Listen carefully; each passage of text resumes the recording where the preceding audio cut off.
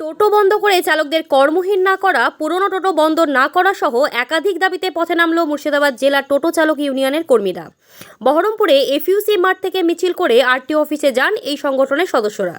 শুক্রবার বিকালে এই কর্মসূচির আয়োজন করা হয় সংগঠনের তরফে। কর্মীদের দাবি, টোটো চালকদের উপর প্রশাসনের পক্ষ থেকে বিভিন্ন নিষেধাজ্ঞা জারি করা হয়েছে, ফলে তাদের সংসার চালানো কার্যত দায় হয়ে পড়েছে। সেই কারণেই এই বিক্ষোভ। সমস্ত ইউনিয়নের সঙ্গে আলোচনায় বসতে হবে। পুরাতন টুকটুক বাতিল করা যাবে না। সমস্ত টুকটুক গাড়ি দ্রুত নথিভুক্ত করতে হবে। ইনকিলাব জিন্দাবাদ।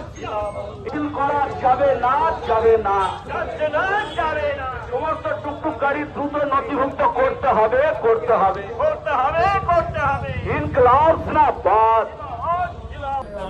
এখানে এসছি আমি টোটো চালক, কোনো রকম চালিয়ে বাড়ির ছেলে মেয়েদেরকে খাবার জোড়াই। এদিকে আরটিও ধরছে, আমাদেরকে পয়সা দাও, নাম্বার করো, নতুন গাড়ি নাও। পৌরসভা ধরছে, আমাদেরকে টাকা দাও। আর আমরা ওই একা পড়ে এখন যে যা যখন চাইছে পকেটে যা থাকছে দিয়ে দিচ্ছি।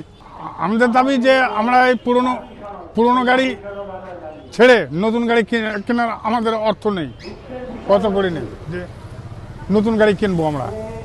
আর আমাদের এই পুরনো গাড়িতেই কোনো ট্যাক্সের নাম্বার দেখ, আমরা চালাবো, আমরা কোনো রকম চলবো, রোজগার করব। আর এক জায়গায় দুটো তো নাম্বার হয় না একটা গাড়িতে, যে কোনো একটাই নাম্বার হয়, পৌরসভা কিংবা আরটিও। এই আমাদের সমস্যা। হ্যাঁ, আটকে দিচ্ছে, ছাড়ছে না, ফাইন নিচ্ছে, 400 দাও, 500 দাও, 1000 দাও। আবার এই কদিনের মধ্যে এই টাকাটা দিলে তোমার হবে না, তো এই টাকাটা আমার চলে যাবে, এইভাবে বলছে সব।